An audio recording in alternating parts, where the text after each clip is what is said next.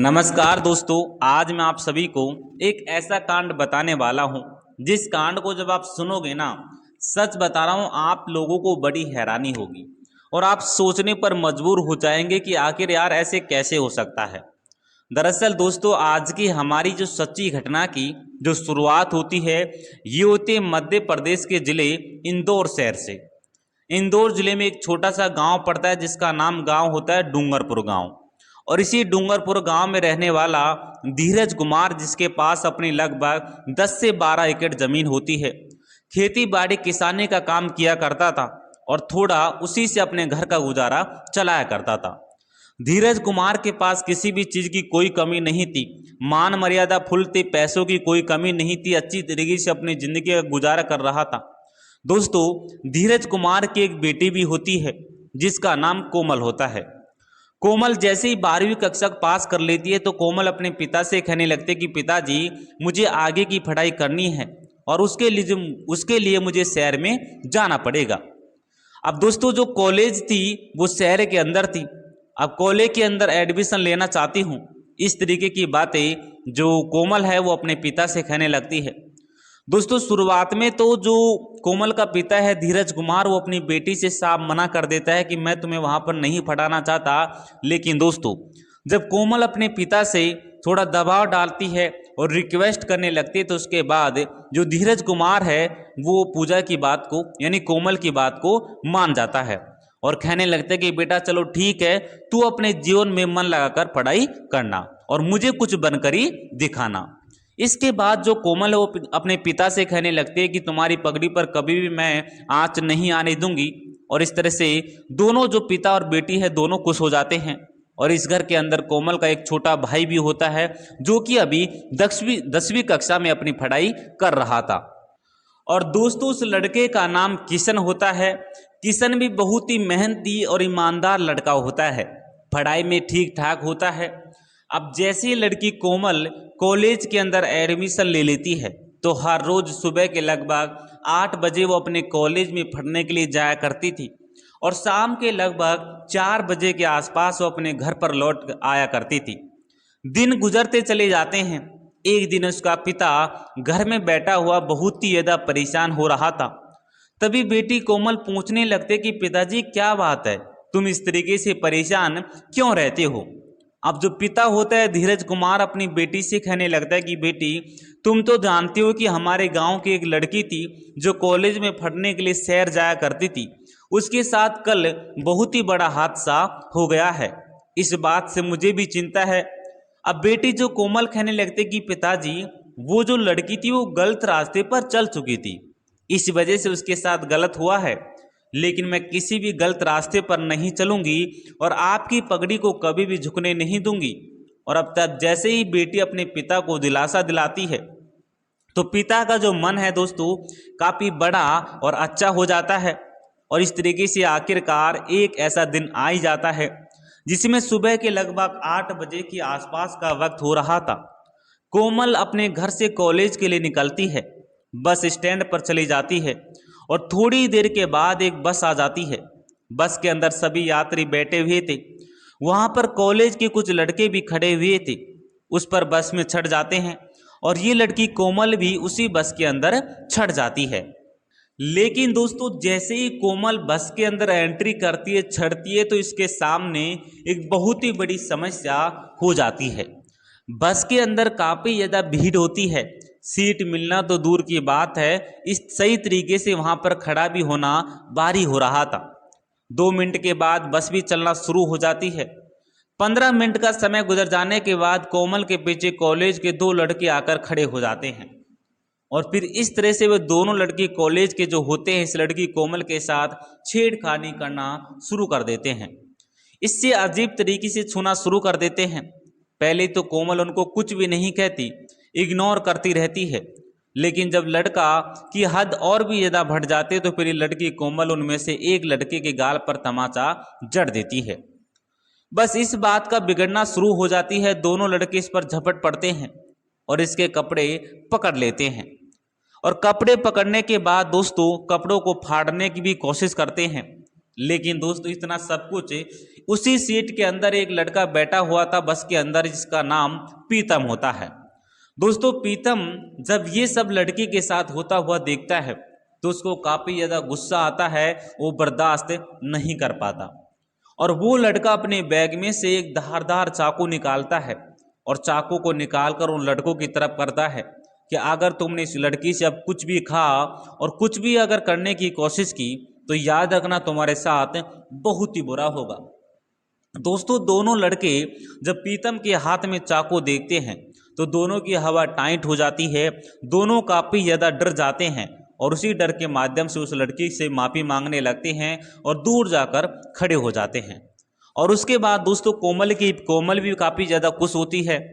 अब दोस्तों जैसे ही बस का अगला स्टॉप आता है तो दोनों जब उतरते हैं तो जो प्रीतम नाम का जो लड़का है वो कोमल से कहने लगता है कि ज़रा तुम अपने मोबाइल नंबर मुझे दे दो। ये सबसे बड़ी गलती हो जाती है कोमल की कि कोमल उसको अपना मोबाइल नंबर दे देती है, यहाँ तक कि घर का एड्रेस भी दे देती है, क्योंकि इस लड़के पर इसको काफ़ी ज़्यादा विश्वास हो गया था।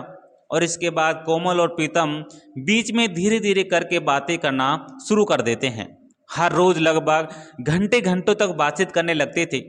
इसके बाद कोमल प्रीतम का मिलने बीच सिलसिला शुरू हो जाता है।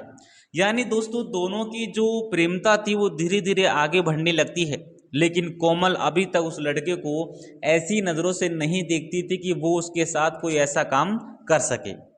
समय बीतता है दोस्तों, लेकिन धीरे धीरे जो प्रीतम है वो कोमल के बारे में कुछ अजीब सी बातें सोचने लग गया था और वो इसके साथ गलत काम करने के बारे में भी सोच लिया था, लेकिन उसका कभी उस कोमल से इस तरीके से मिलने का काम नहीं हो पा रहा था। तभी दोस्तों प्रीतम ने दिमाग लगाया और सोचा कि मैं अपना बर्थडे की डेट फिक्स कर दूं और बर्थडे के नाम लेकर इसको मैं एक होटल के अंदर बुला लूं। और दोस्तों प्रीतम अपने दोस्त के साथ मिलकर एक प्लान भी बना लेता है और इस प्लान के अंदर दोस्तों जो प्रीतम है वो अपने बर्थडे की तारीख फिक्स कर लेता है और कोमल को बताता है कि इस तरीके का मेरा बर्थडे है और उस दिन मैं इस होटल के अंदर मेरा बर्थडे बड़े धूमधाम से मनाना चाहता हूँ, इसलिए मैं चाहता हूँ कि अब की बार मेरे इस बर्थडे में तुम शामिल हो। अब दोस्तों कोमल जो थी वो प्रीतम के ऊपर काफ़ी ज़्यादा विश्वास करने लग गई थी, इसलिए कोमल प्रीतम से तुरंत हाँ भर लेती है कि ठीक है मैं तुम्हारे बर्थडे पर कैसे भी करके ज़रूर आऊँगी। समय बीतता है दोस्तों, बर्थडे की तारीख नज़दीक आ जाती है।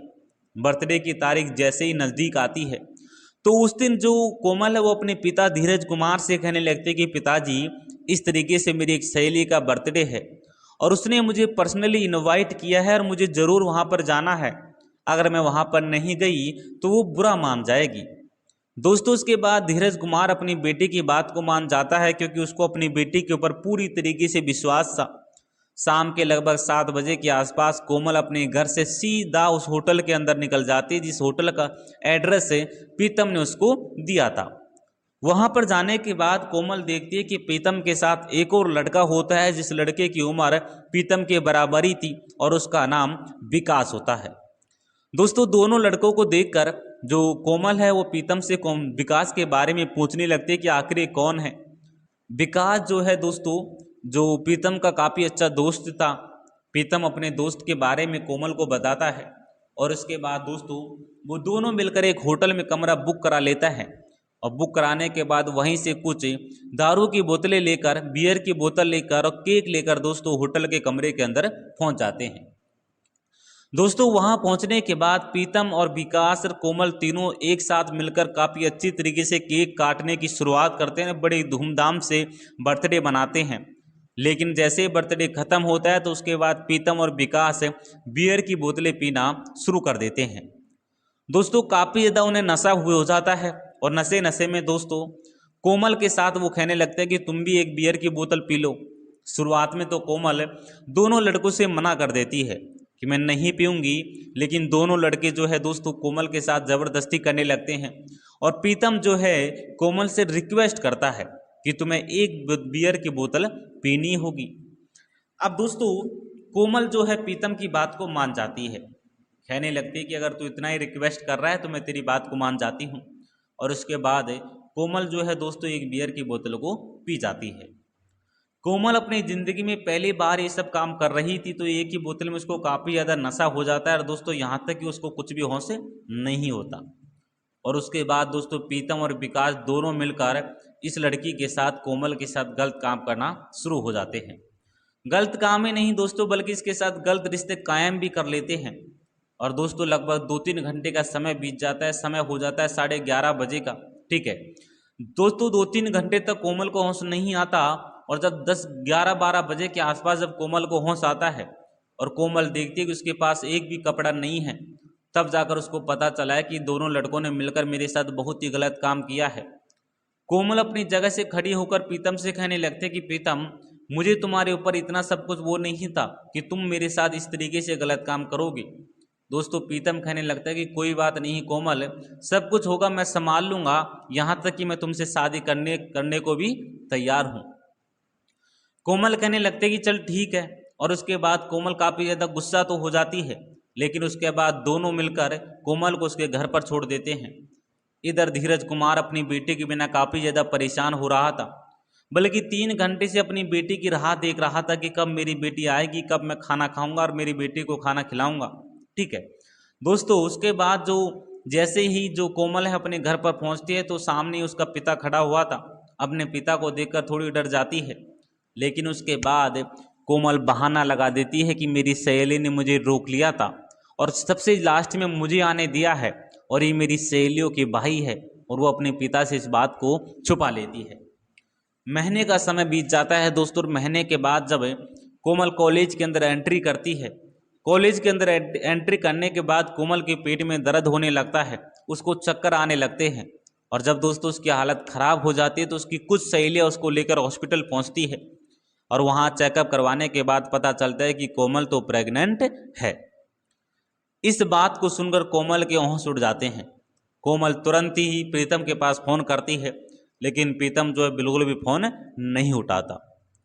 कोमल काफ़ी ज़्यादा गुस्से में होकर अपने घर पर आकर रोने लगती है।